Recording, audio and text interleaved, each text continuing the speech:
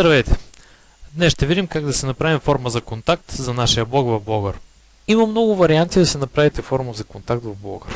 Въпреки че Blogger е доста гавизелива платформа и много не обича да й се слагат допълнителни приставки, езици и така нататък, особено пък в поста. Търсейки обаче контакт форма за Blogspot, виждате, че има изключително много варианти. Сигурен съм, че поне 100-200 от тях работят достатъчно качествено. Ние обаче се търсим нещо как да се изразя, по-простичко, по-независимо, по-мързеливичко.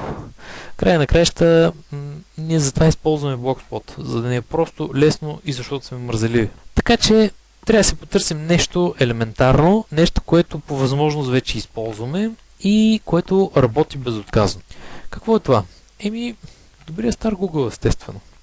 Виждате, че формичката, която аз използвам, е формичка, която използва Google Docs. Какво е Google Docs? От тук можете да се смъкнете и да намерите линкчето към Google Documents. Това е началната страница на Google Documents. Избирате си създаване на нов документ от темплейт. И от богатия избор на темплейти избирате формуляри. Виждате какъв огромен избор от най-разнообразни формуляри има ето тук. Оставям изцяло на вашето въображение за какво можете да използвате тези формуляри и как да си ги вградите в вашето блогче.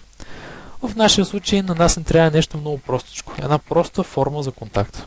Ето го, първото темплейтче. И ето е нашата формичка за контакт. Ще си променим някои неща. Не е зле да редактирате и някои от тези елементи. Сега, ето с тази кутийка отбелязвате дали това поле да е задължително за въвеждане или не. Препоръчваме името, имейла и текста за коментара да бъдат задължителни полета. Това не ни трябва. Това е имейла. Само да проверя дали е зададен като задължително. Не е. Задаваме се като задължително. Недостатъка на формата е, че няма как да контролирате валидността на този имейл, но в край на краища търсихме нещо ефтино, което да работи, нали? Продължаваме нататъка. Мисля, че тези са излишни. Няма да правим досия за всеки човек в край на краищата. Може да оставите едно поленце, евентуално така. Това няма да е задължително, все пак не всеки има уебсайт. По принцип, имате възможност да изберете различен тип полета, като обикновен текст. Параграф текст е ето това поле, което се използва за въвеждане на самия коментар. Възможности за няколко избора и така нататък. Можете да ги разгледате и да експериментирате, но колкото по-сложна е една форма, толкова по-неефикасна е тя. В случая на нас това не ни е необходимо. Аз предпочитам елементарна и проста форма. Няма нужда да карате посетителя си да мисли. Това ще го направим задължително. По-добре е посетителя да вложи повече енергия и време и размисъл в самия въпрос или коментара, отколкото се занимава с гадаене защо сте му сложили някаква анкета и защо е необходимо да я попълва. Така, записваме си формата за контакт. От тук нататък, това, което трябва да направим е да вземем кода, с който си вмъкнем формата в нашия вебсайт. В нашия блог, извинявам се. Кода можем да вземем ето от тук. Ето това е кода. Копирайте си го. И сега, от тук нататък трябва да го вмъкнем в нашия блог. Отиваме си в блога. Създавате един нов пост, който е свържете се с нас, например, и в който пишете, използвайте тази форма, за да се свържете с нас. Така. Уверете се, че сте на редакция в HTML. Пуснете кода ето тук и в общи линии сте готови. Само една малка редакция по кода. По подразбиране формичката е доста широка, затова трябва да я намалите съобразно мястото, предвидено за поста във вашия блог. Мисля, че 400 ще е достатъчно, а на височина предполагам, че 900 с тези полета ще бъдат напълно достатъчни. Тук ще я направим на зареждане. Така. И в общи линии това е всичко. Публикуваме пост. Нека да видим как изглежда в нашия блог. Ето го. Ето е нашата формичка за контакт. Дори 900 са твърде много, мога да го намаля. И сега ще го намаля. Така. Не сме приключили обаче. Нека да се върнем обратно. Да направим една малка подробност. Това явно е твърде много. Ще го намаля на 700. И още едно нещо, за да не ми излиза най-отгоре в момента. Нали, все пак видяхте къде се намира. Той е последния пост и естествено, че излиза най-отгоре. Всички постове са отдолу. Най-добре е да смените датата на публикуване. Примерно ще го пуснем с датата от миналата година. По този начин, когато публикуваме поста отново и дадем един рефреш на блога си, постът ни вече не се вижда, той е просто избутан по-назад. Знаете, че Blogger подрежда хронологично новите постове. Така, какво правим от тук нататък?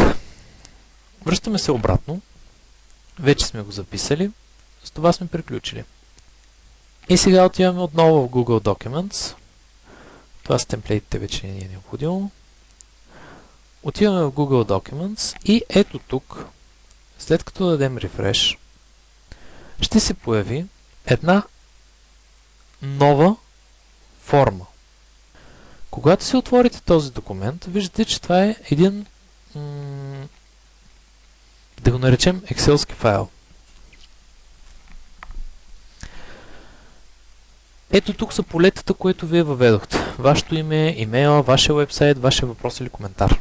От тук нататък остава въпроса по какъв начин, нали, досадно е да влизате непрекъснато, за да видите дали някой ви е писал. Затова си има един много прост начин на уведомяване. Ето от тук има един бутон Share и от тук имате възможност да нагласите методите, по които да бъдете уведомени при промяна на формата. Т.е. когато някой използва формата и се въведат някакви данни. Т.е. въпроса на посетителя. Избирате последното. Set Notification Rules. Ето виждате вашия имейл, когато изпрати ми съобщение на имейла, когато са направени каквито и да било промени по формата. Това е най-подходящия вариант. Колко често? Веднъж дневно или веднага? Аз предпочитам веднага. И дайте запис. В случай, че бъдат направени някакви промени, ще ми изпрати имейл. Окей. Това беше. Сега остана да изпробваме дали формата ни работи.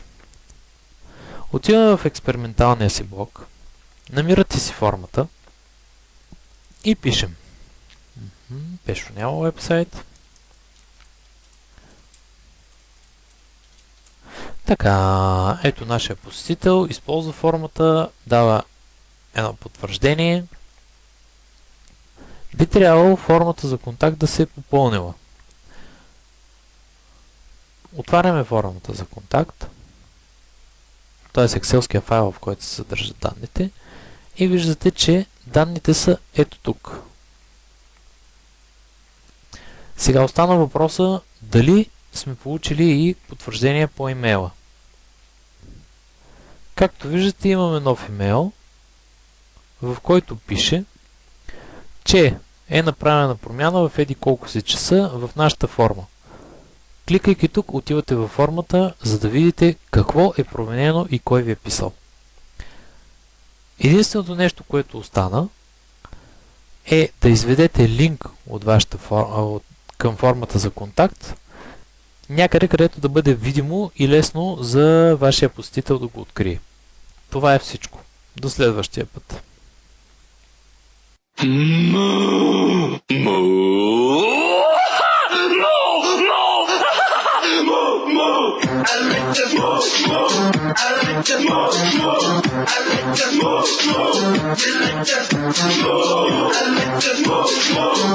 I